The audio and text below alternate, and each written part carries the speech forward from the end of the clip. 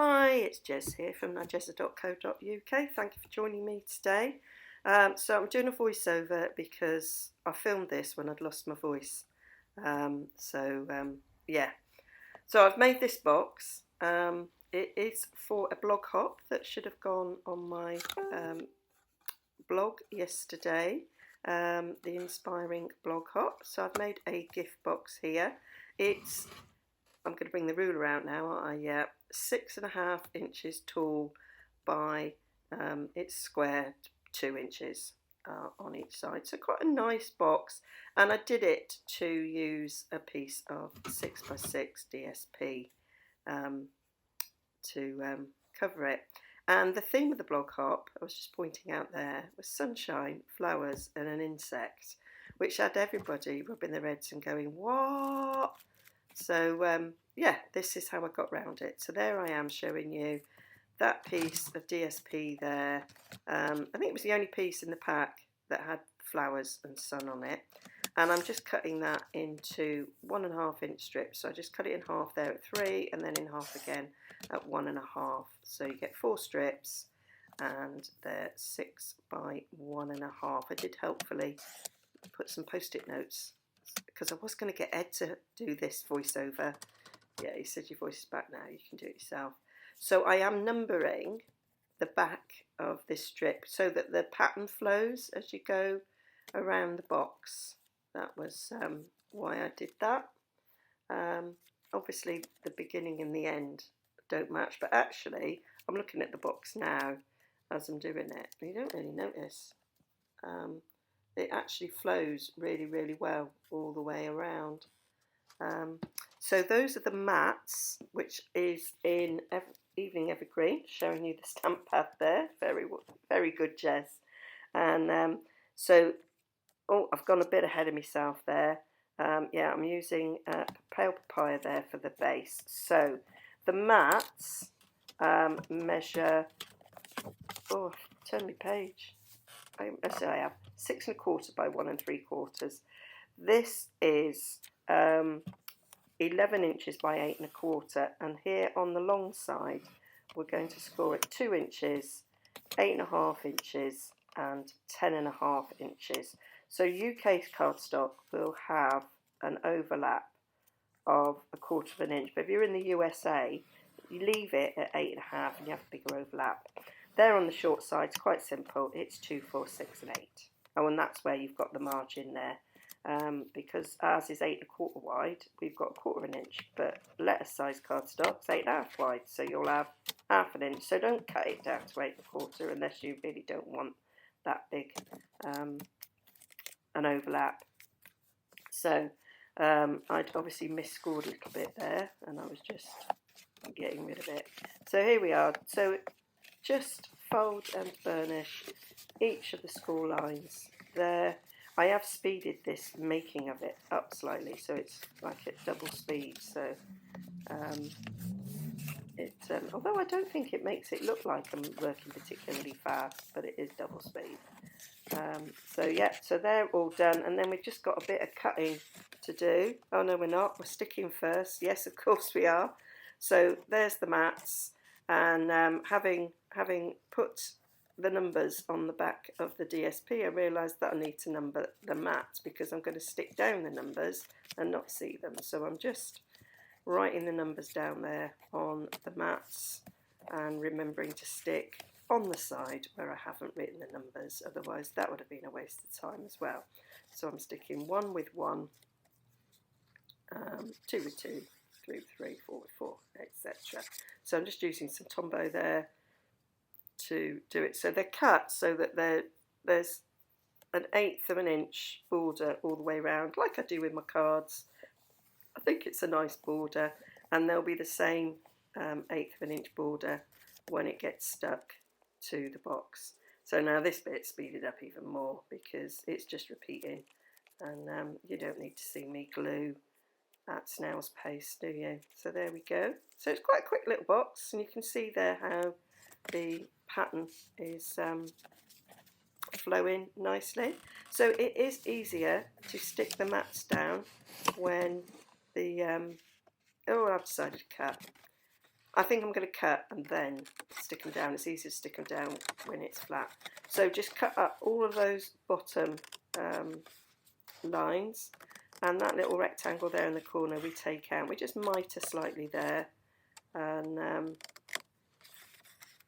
we have to sort of work out which is the back and which is going to be the front, because whichever flap is going to be the front, I'm writing it down there, I've written there, that's going to be the front, so that bit needs to stay intact and not mitered at all, and obviously that's where I misfired, and would be, wouldn't it, the one that you see.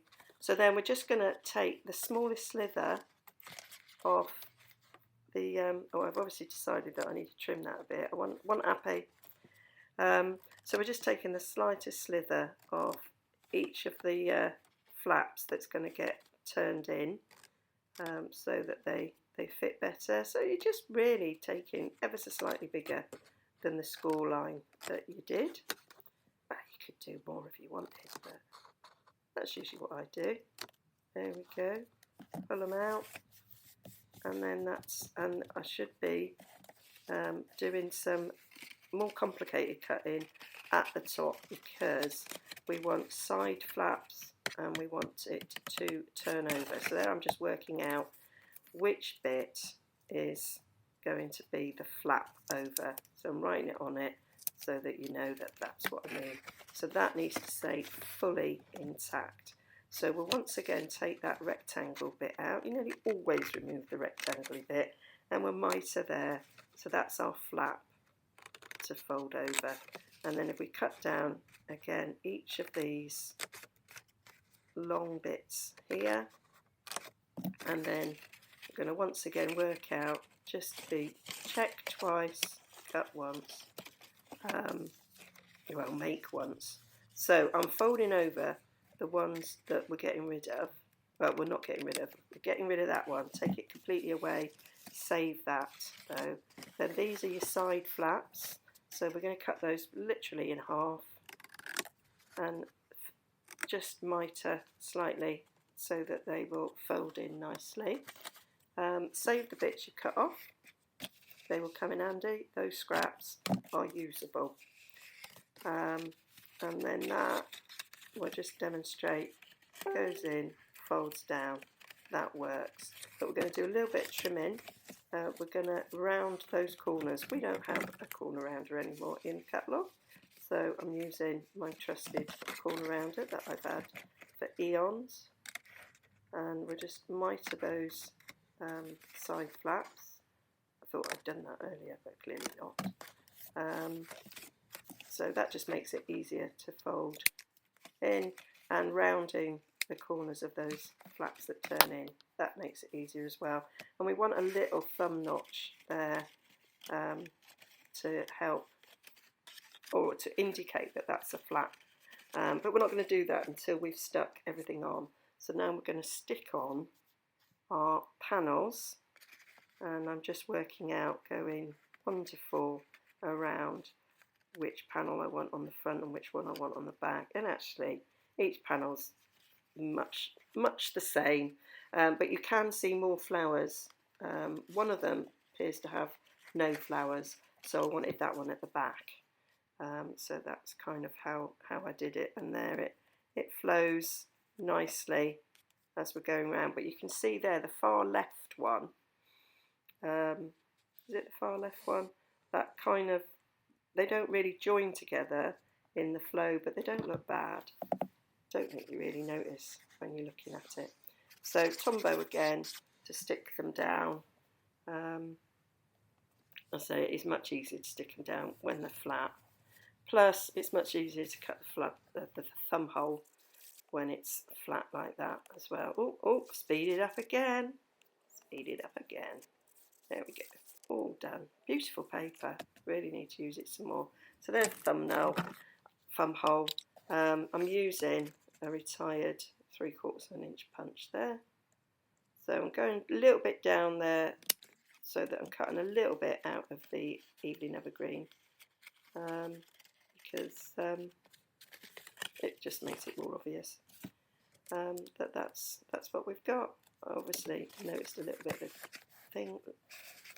So now, a little bit of glue there on that sliver. I say if you're using American letter size, you'll have a much bigger flap.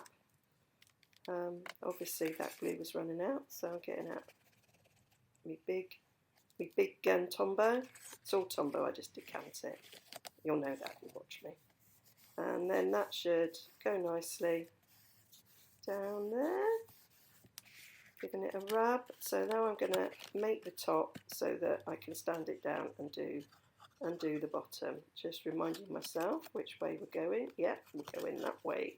So a bit of Tombow there on each of the flaps. I always like to make sure I go to the outside edge so that it's fully adhered, and then go round the bottom there, and that's it done. So that's our sunshine and flowers. So now we need the insect. What a theme. Janice, what do you like? Dreaming that one up. Even she said, what was the thinking? So I am using the butterfly's wings. Brilliant Wings. Can't remember what it's called, and I can't see because the screen's too small. So I used the offcuts to cut out my butterflies, 4 butterflies, 1 on each of the sides of the boxes. So that's my little insects. Done it in the pale papaya because it matches the box, it matches the sunset, it matches some of the flowers. So all nicely colour coordinated.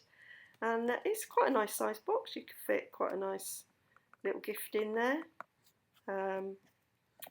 Sweets, chocolates, get loads of chocolates in that. And you could probably put some hand cream. There's probably perfume that would fit in there. All sorts. I didn't make it to fit anything specific. I just made it so that it took a 6x6 sheet. I thought that was quite cool. So yeah, so quite quick and easy, and I think having a little butterfly is quite cool and fits. I didn't put a sentiment on it either, but you could.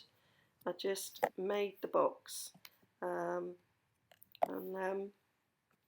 yeah, and I'm really interested and excited to see how everybody else has made for this quite crazy theme. But yeah, I think I've done all right. So hope you like that. The measurements will be over on my blog, nigezza.co.uk, and you can go and check out what everybody else has made. See you soon.